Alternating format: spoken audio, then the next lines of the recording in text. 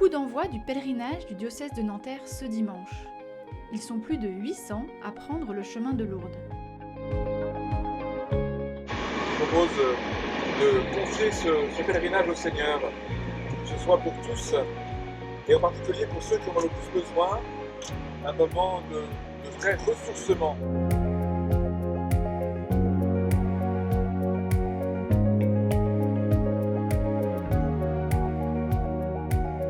Originaires de toutes les paroisses des Hauts-de-Seine, les pèlerins portent à la Vierge leurs intentions de prière et leurs actions de grâce.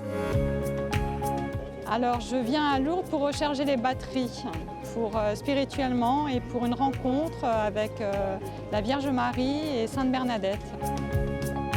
Mais ils sont aussi venus avec leurs interrogations, leurs souffrances, leurs joies. J'ai décidé de venir parce que je voulais me faire des amis. C'était la première chose que je voulais. Et puis ça me fait un changement. Puis c'est très joli ici. Et on a le bonheur, on a un temps magnifique. Je viens confirmer d'abord ma foi.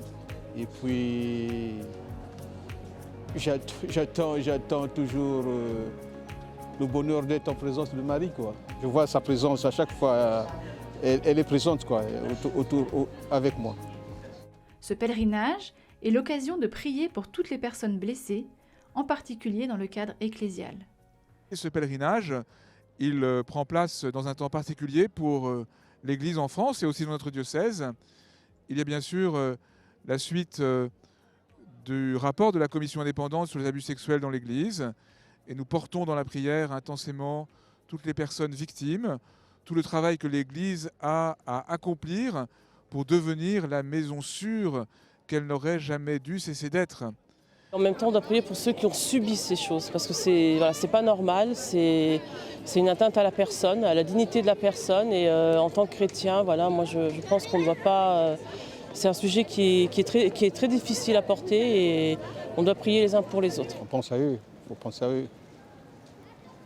Ça, on ne peut pas l'oublier, il faut toujours en prier pour que ça cesse.